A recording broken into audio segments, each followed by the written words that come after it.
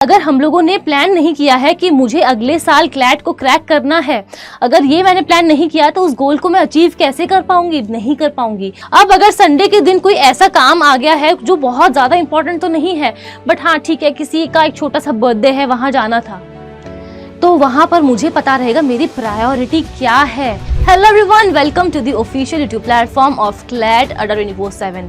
I am your law mentor Dimple Parekh and today we are going to discuss something really very important. अगर आप CLAT 2026 देने वाले हैं then this video is for you because आज हम बात करने वाले हैं कि आपको कितना टाइम डिवोट करना चाहिए। अभी अगर आप 11th में हैं तो आप किस तरीके से कौन से सब्जेक्ट को कितना टाइम दे सकते हैं। अभी आपको क्या ऐसा करना चाहिए कि अगले साल जब आप बोर्ड्स के एग्जाम के साथ CLAT देंगे तो आपकी तैयारी जो होगी वो सॉलिड होगी और वो जो एक सीट आपको हजारों में चाहिए वो आपको आसानी से मिल पाए। तो चलिए स्टार्ट करते हैं आज के सेशन को। उससे पहले बता दूं बिकॉज नवरात्रि चल रही है तो अड्डा 24/7 आपके लेकर एक स्पेशल ऑफर जहां आपको मिलने वाला है मैक्सिमम डिस्काउंट। ठीक है, तो आपको क्या करना है, आपको जल्दी से जाना है अड्डा 24/7 के एप्लीकेशन पर या फिर वेबसाइट पर और यूज करना है मेरा code DIM80 to avail maximum discount. अगर आप मेरा कोड यूज करते हैं तो आपको मुझसे पर्सनल मेंटोरशिप और गाइडेंस मिलने वाली है।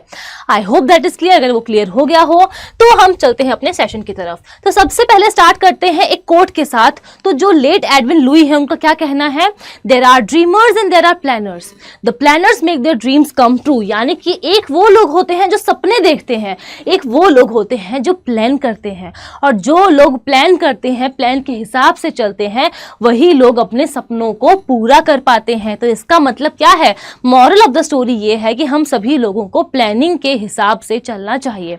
तो अगर अभी आप 11th स्टैंडर्ड में हैं तो आपके पास एक प्रॉपर प्लान अभी से होना चाहिए कि आपको किस तरीके से अपने तैयारी में लगना है कि आपका जो एग्जाम अगले साल आने वाला है दिसंबर में उसको आप क्रैक कर पाओ और वो जो एक सीट आपको NLU में चाहिए वो आप अभी से ही रिजर्व कर पाओ। ठीक है, तो इसी मोटिवेशन के साथ स्टार्ट करते हैं अपने इस सेशन को। और सबसे पहले देखते हैं कि प्लानिंग हमारे लिए इंपॉर्टेंट क्यों है। देखो, हम कोई भी काम करें, अगर किसी की शादी भी होती है तो वो प्रॉपर प्लानिंग के साथ होती है। किस दिन क्या फंक्शन होगा, क्या तैयारियां होगी, कितना सामान चाहिए होगा, कितने लोग आएंगे, और अगर 50 लोग आ रहे हैं तो उसके हिसाब से कितना सामान चाहिए होगा खाना बनाने के लिए कि ठीक है। तो ये सारी चीजें क्या है, ये प्लानिंग है। तो कोई भी काम अगर हम देखें, त्योहारों से लेकर के, शादियों से लेकर के, पढ़ाई तक, हर एक चीज प्लानिंग के साथ होना बहुत जरूरी है। तो प्लानिंग से क्या होता है कि हम लोग चीजों को ऑर्गेनाइज वे में कर पाते हैं, स्ट्रक्चर्ड वे में कर पाते हैं, जिससे हमारा जो स्ट्रेस लेवल होता है वो रिड्यूस होता है। ठीक है, बिकॉज अगर हम लोग कोई भी काम को बिना प्लानिंग के करेंगे तो लास्ट मोमेंट पे हम लोग बहुत एंग्शियस हो जाएंगे, एंग्जाइटी हो जाएगी हमको और काम सही ढंग से नहीं हो पाएंगे।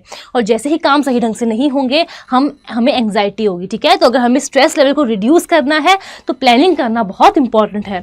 दूसरी बात ये कि अगर आप प्लानिंग करते हैं तो आप क्या कर पाएंगे, आपको पता रहेगा कि आपको किस दिन कितना टाइम कौन से सब्जेक्ट को, कौन से सेक्शन को देना है, आपको किस दिन कितना टाइम रिवीजन के लिए देना है, आपको किस दिन कितना टाइम सेक्शनल टेस्ट के लिए देना है।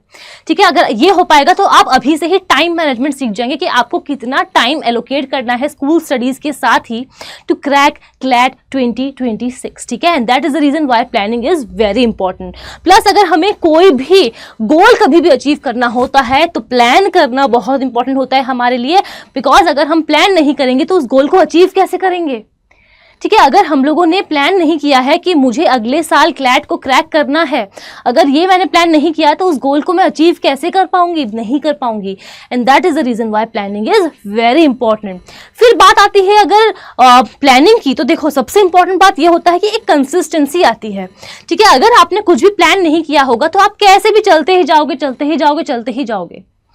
बट अगर आपने एक प्लान किया होगा, आप सिस्टमेटिक वे से चलोगे और आपकी पढ़ाई में एक कंसिस्टेंसी रहेगी। अगर आपने ये प्लान किया है कि मुझे रोज 2 आवर्स पढ़ना है और जो वीकेंड्स होंगे मेरे, सैटरडे संडे होंगे, तब मैं थोड़ा सा ज़्यादा टाइम दूंगी या फिर दूंगा 3 आवर्स 4 आवर्स दूंगा, तो वहाँ पर आपकी पढ़ाई में कंसिस्टेंसी बनी रहेगी।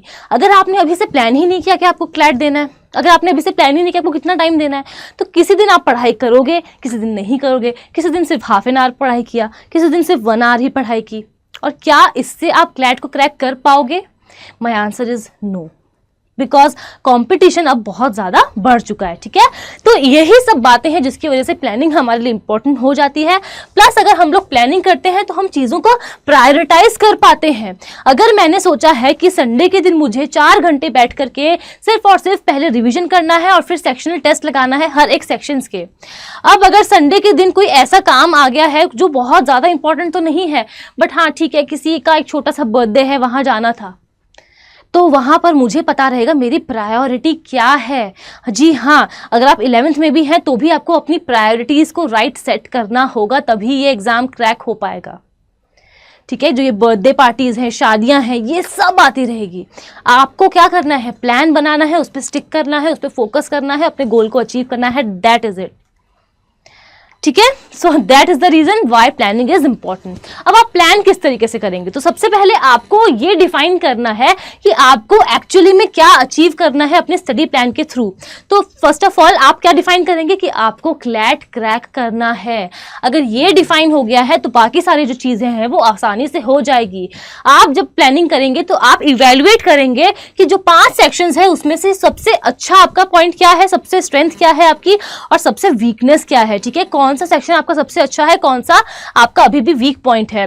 आप एक शेड्यूल बनाएंगे उसके बाद कि किस तरीके से आपको पढ़ाई करनी है। आप एक प्रायोरिटी बनाएंगे अपनी कि आपको उस शेड्यूल के साथ स्टिक करना है, ठीक है। और आप एक डेडलाइन भी बनाएंगे। अगर आपने सोचा है कि 1 हफ्ते में मुझे 5 जो हमारे सेक्शंस हैं उसके एक चैप्टर्स कंप्लीट करने हैं, साथ में सेक्शनल टेस्ट देना है और रिवीजन भी करना है, अगर आपने ये डेडलाइन बना ली है तो anyhow you will have to achieve that deadline. मैं भी ऐसे ही पढ़ाई करती थी और मैंने अपने सपने को ऐसे ही पूरा किया। अगर वो डेडलाइन नहीं होती शायद तो मैं उस सपने को पूरा नहीं कर पाती, ठीक है। And that is how you should plan. उसके बाद ऐसा नहीं है कि अगर आपने एक बार कोई भी प्लान बना लिया तो आप उसको रिव्यू नहीं करोगे, आप रिव्यू करते रहेंगे चाहे वो 1 वीक में हो या फिर वो 15 डेज में भी हो सकता है। आप रिव्यू करेंगे कि जो प्लान आपने अपने लिए बनाया है वो आपके लिए वर्क भी कर रहा है या नहीं। अगर कोई ऐसी चीज़ है जो काम नहीं कर रही है आपके लिए तो कोई बात नहीं, आप दोबारा से बनाओ। प्लस जो भी आप काम कर रहे हो, जो भी स्टडी प्लान बना रहे हो, उसको कभी भी किसी के साथ भी कंपेयर मत करो। एज इट इज डिट्टो आपको चिपकाने की जरूरत नहीं है, कॉपी पेस्ट करने की बिल्कुल भी जरूरत नहीं है। Last but not the least, stay motivated and include time for relaxation as well. अभी तो आप 11th में हैं, मैं ये नहीं कह रही कि आपको मेहनत करने की जरूरत नहीं है, मेहनत करनी है, बिकॉज मुझे पता है आप अभी स्कूल भी जा रहे हैं, स्कूल के साथ आपको क्लैट की तैयारी भी करनी है। बट क्या ये इम्पॉसिबल है? जी नहीं, बिल्कुल भी नहीं है। इनफैक्ट मैं सभी से ये कहती हूँ कि अगर आपने सोच लिया है पहले ही कि आपको क्लैट का एग्जाम देना है, 11th में ही आपने सोच लिया है, देन गो फॉर इट। अभी से तैयारी करोगे तो 12th में जब बोर्ड्स दोगे तब बहुत आसानी हो जाएगी, बिकॉज बोर्ड्स में प्री बोर्ड्स होंगे और प्रैक्टिकल एग्जाम्स होंगे, बहुत ज़्यादा कुछ हो जाता है। बट 11th एक ऐसा आपके लिए एक स्थिर हम कह सकते हैं, ठीक है, एक ऐसा फेज है, स्मूथ फेज है आपके लिए, जहां पर बहुत ज़्यादा अड़चने नहीं आने वाली है और आप अपना प्रॉपर टाइम अपनी प्रिपरेशन को दे सकते हैं।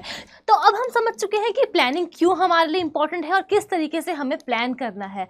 तो अब हम सेशन में आगे बढ़ते हैं और जल्दी से देखते हैं कि हमारी अब आगे स्ट्रेटजी क्या होनी चाहिए। सो लेट्स गेट स्टार्टेड, ठीक है। तो सबसे पहली बात, maximum 2 to 3 hours every day आपको देने हैं अपनी प्रिपरेशन के लिए। अभी अगर आप 11th में हैं, मैंने बहुत से लोगों से सुना है बच्चों को कहते हुए कि आप 6 आवर्स की पढ़ाई करो जब आप 11th में हैं, या फिर आप 5 आवर्स की पढ़ाई करो जब आप 11th में हैं। जी नहीं, ये प्रैक्टिकली पॉसिबल नहीं है, बिकॉज आप 11th के साथ स्कूल भी जा रहे हैं। हाँ, अगर आप स्कूल नहीं जा रहे हैं, ठीक है, आप डमी स्कूल से कर रहे हैं, आप स्कूल नहीं जा रहे हैं, तब आप इतना टाइम दे सकते हैं, आपके लिए बहुत अच्छा होने वाला है।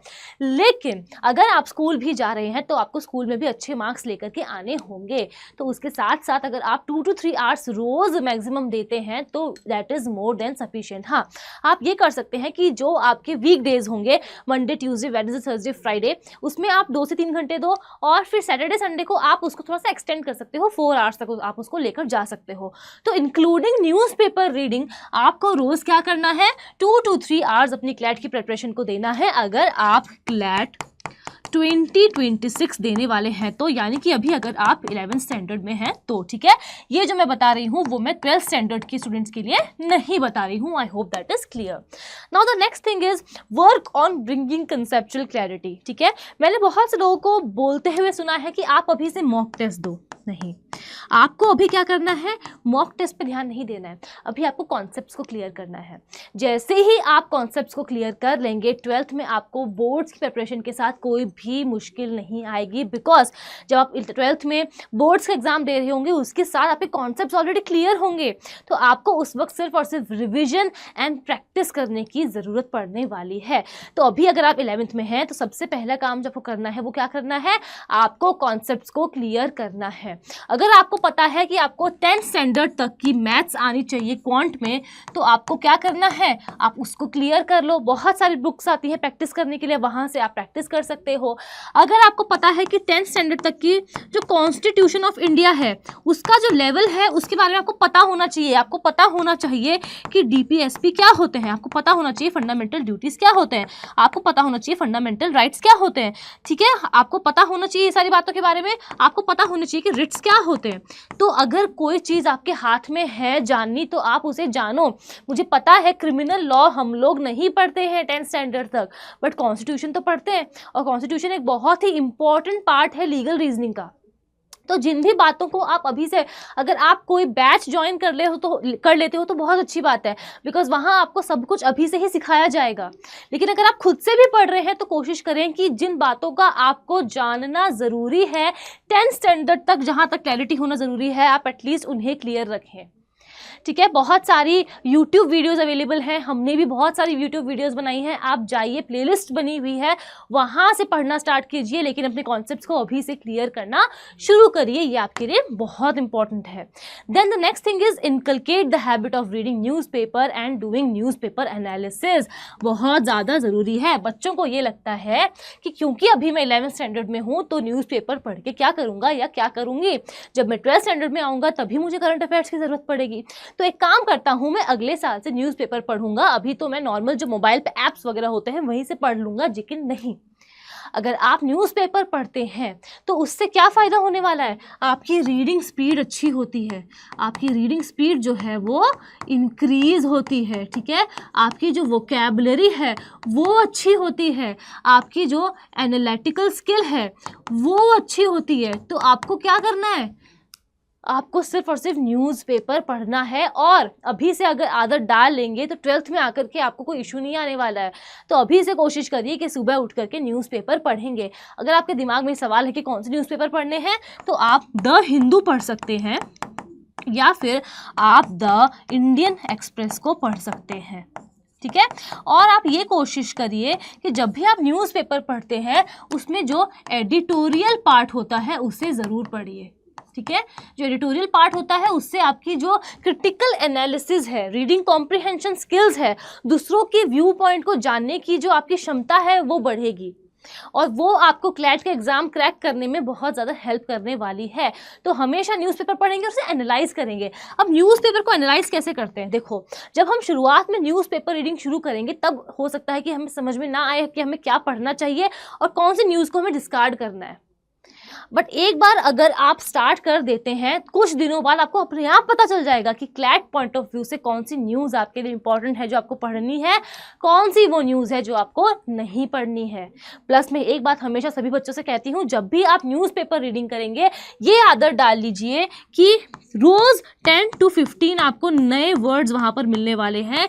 वो एक कॉपी बनाइए सेपरेट और उसमें नोट्स बनाते जाइए। ये जो 10 to 15 आपको नए, हो सकता है किसी दिन आपको सिर्फ 5 वर्ड्स मिले, किसी दिन 7 वर्ड्स मिले, कोई बात नहीं।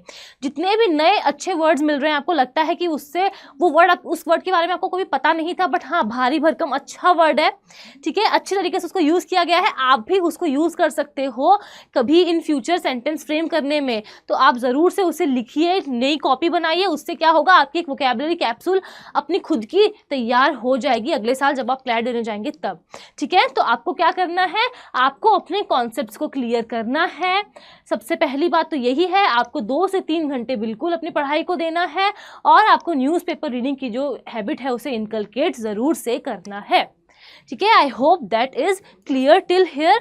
एंड रही बात मॉक टेस्ट की, तो देखो मॉक टेस्ट अभी नहीं देना है, आप अभी 11th स्टैंडर्ड में हैं तो अभी सेक्शनल टेस्ट पे ज़्यादा फोकस करिए, वो आपके लिए बेटर रहेगा।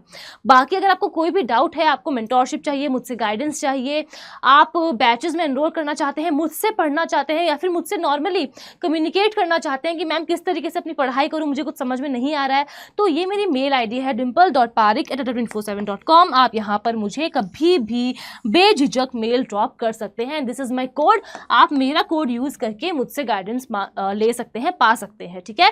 So yes, that is all about it. Video अगर पसंद आई तो लाइक और शेयर जरूर करेंगे, कमेंट करके मुझे जरूर बताएंगे कैसा लगा। और भी अगर आप चाहते हैं कि मैं किसी और वीडियो पे आपके लिए लेकर के आऊँ, कोई भी सेशन, कोई भी टॉपिक पे सेशन लेकर के आऊँ, तो आप जरूर से कमेंट करके बताइएगा, मैं जरूर बनाऊंगी। एंड अगर चैनल पे पहली बार आए हैं, सब्सक्राइब जरूर करेंगे। Thank you so much for watching. मिलती हूँ मैं आपसे अगली वीडियो में।